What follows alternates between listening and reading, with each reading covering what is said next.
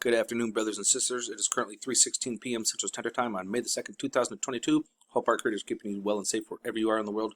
Please make sure to hit that like button, share this across other platforms so we can make people aware of what is going on with our planet and with our solar system, especially the sun. If you are new to the channel, welcome. Please make sure to hit that subscribe button and hit the notification bell for any critical future updates should we have any. Like right now, we are currently looking at our Italian model for our Schumann. And right now, folks, we have got double activity. We got activity going on the Russian model as well. Let's take a look at the Russian model real quick. We can see that there's definitely an uptick in activity here. It looks like we had a power of 35 and then 27 where it kind of averaged out. But when we come over here to the Italian model, well, yeah, a little bit different. This right here is our electromagnetic frequency, very low frequency, our electromagnetic field basically. And you can see that we are taking on some serious frequencies. Look at these stacked up. These are energy waves that is coming up from the ground. It appears it's coming up from the ground and sending out into space. So this is the Earth speaking out. These are, now I don't know if this is an earthquake or what these are, but these are definitely waves of energy of some shape or form. Now that's there. Now this is our Schumann. Oh yeah, we started getting some, decent spikes here, but here is a complete blast off. So pay attention to your ears. If your ears been ringing today, is your body aching? Are you feeling off? Are you feeling like awkward? Well, this actually, believe it or not, explains a lot of it. The Schumann. Schumann is very important, especially if you have health conditions, especially those with heart problems. If you have pacemakers, this can definitely mess with you. Now, this is where it gets really interesting. Look at the frequencies, the colors of light. Now, this here, each color of light has a frequency of audible sound, if you will, but this is the visual sound of an audible frequency, and these are the frequencies that we're taking on. And I've tied these in some of my previous videos to our chakras. Now, if you look at this, look at all of the colors that are happening. Now, this is all within today, from about noon up to current time. But if we come down here and we actually see it spaced out between basically 4:30 and 4:45, we can see it spread out more. And we can actually see the layers and the stacking that's going on here. Look at all of these colors. This is just from today. We are really taking on something today. There's a lot of activity happening. So make sure that you're aware. Now this is the first, obviously, the 1st of May, and then April 30th. We can see that we had this multiple variations of colors going on at this time. And then we've got this stacking of this blue color here. I love the color blue. So hopefully everyone is doing well. But start becoming self-aware. If you start hearing ringing in your ears, like your right ear, or even both ears, you start getting a headache, your body's feeling, start paying attention to your body. And then come and take a look at the Schumann. Up here you can see exactly, I always make sure that you guys can see the website, where I'm at. So you can actually take a look at this and you can have it in an open window. So when you start feeling it, you can kind of pop on it, take a look at the Schumann and see if the Schumann is going off today. And just so happens today that not only the Italian, but also the Russian model is going off as well. And as we come over and we take a look at spaceweatherlive.com, we're taking a look at our solar flares, and we can see that we have actually kind of come down in our intensity. We actually touched in the B class around noon yesterday. We had one decent little C flare right here, a long duration one. And then here we have this little jump and gap, and that's always annoying when we see that. But we can see that our baseline is actually starting to come back down into a B, which is actually where I like to be. And then we did have one little pop off here. Coming over here and checking out our ISWA, we can actually see that we do have a filament eruption, however. And I'm going to show you here on the 304 first, or 94, excuse me, rather. And it's actually right here, and it is actually Earth directed. And you can see it moving right here. See this little movement? See that? That was a plasma ejected.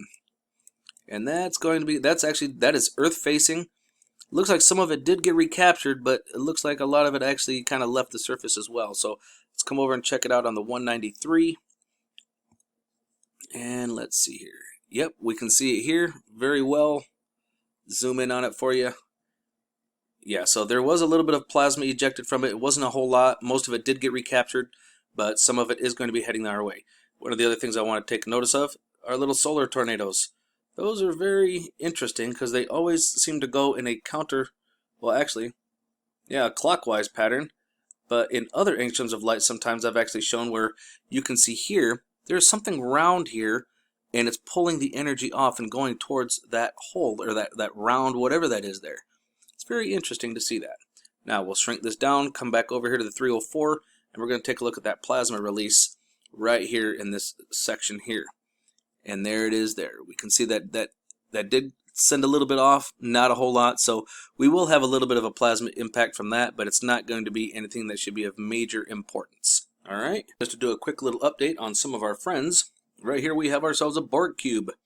Right here, this is SOHO, 171 angstroms of light. There's also stereo ahead, 171 angstroms of light. SDO, Solar Dynamic Observatory, is not the only one that has the angstroms of light to be able to see things. So we're going to take a look at it first here on the 171. And as you can see, we've got a Borg cube here. Let me bring this in a little bit. There we go. So we've got, oh, bloody wonder. Alright, so we've got that one there. And we've actually got quite a few of them here. I think we got a total of 3. As we go, there's another one there. Oh, there's another one there. So I think that was it, just 3. Might be a 4th, who knows. Now notice the time jump. See how down here in the, see how it goes from 3/31, March 31st, all the way to the 13th. Like, wait a minute here, what happened, folks? And it actually doesn't want to update too much further. Look at that nice little jump there. Now, if you notice here, you can see how it's got all these little weird lines in it. Yeah, it's because the Borg cube is actually bending the light here, so that we're having a hard time seeing what's going on. They're hiding stuff. It's just what they do. See that? Yeah, buddy. So, oh, and we got a nice black bar over here. So I don't know if that's 2 of them or if that is actually a misread data or data that didn't come in that they couldn't make sense of. But check this out. Got another one right here in the middle, and you can see he actually went invisible with it. You see this here? Look at that. He's outlined. And what they do is their technology, they can actually take the light on this on the closer side of the sun and project it to this side, so that way they look transparent. It's one of the things that they're able to do. In fact, we actually have the same technology today. A lot of our drones do that. In case some of you didn't know. Now this one's a lot more interesting. This one here is from the stereo ahead, and so I'm gonna bring it up just a little bit so you can see our times. And this is where I'm gonna start showing you guys some interesting stuff.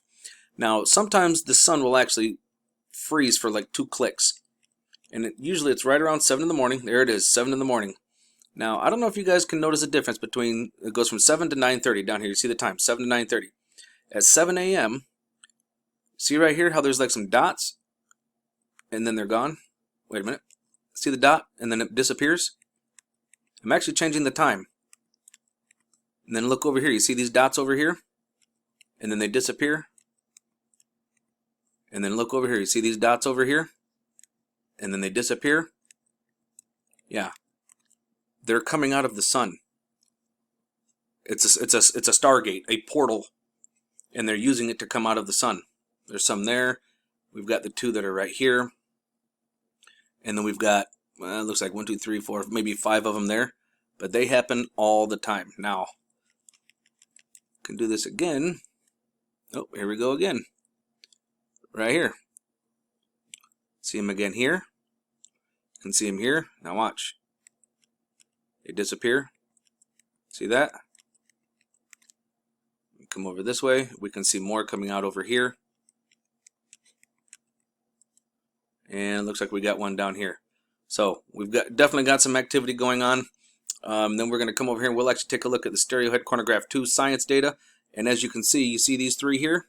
Watch this. It's actually more than 3. As soon as I click on the very next frame, they got closer to the satellite. Look at here, they are here.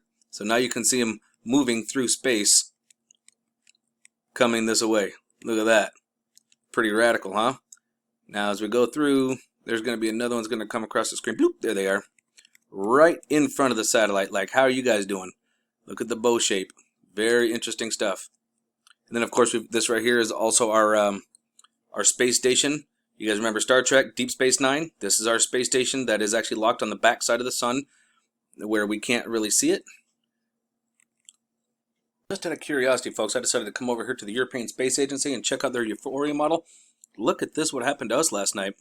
I don't know why I didn't check this one, but We took 80 centimeters cubed of plasma from that coronal mass ejection that was only supposed to give us a glancing blow. Yeah, it wasn't a glancing blow. This was more of a direct hit. 80 centimeters cubed is a massive amount of plasma. It's off the charts. The charts only go up to 60. That would explain why I couldn't sleep last night. I was exhausted yesterday and tossed and turned and could not sleep at all. God dang it. That makes a lot of sense. Our winds shot straight up. So hopefully, yeah, we're getting down into a calm. And then right about, boop, this one here. This is the one that fired off. That's Earth directed. The one that I just showed you guys. This is the one that's going to impact us. We're not going to get a whole, remember I said it's not going to be a whole lot. Here it is, about 20 centimeters cubed. So that's actually within, I would say, a safer tolerance, if you will. So, but this one, that one actually takes me by surprise because ESA, European Space Agency, has been off with their Euphoria model lately, so I haven't been using it. And I should have checked it a couple of days ago, so I apologize to you guys for that. But here's the website if you guys ever want to come and take a look at it. I'm going to end today's video on LASCO C2. We're at spaceweatherpredictioncenter.noaa.gov, and we're going to look at LASCO C3 first. And as we can see here, we can see this bending of light. Right here is the Borg cube that's bending the light, so we can't really see him at the moment.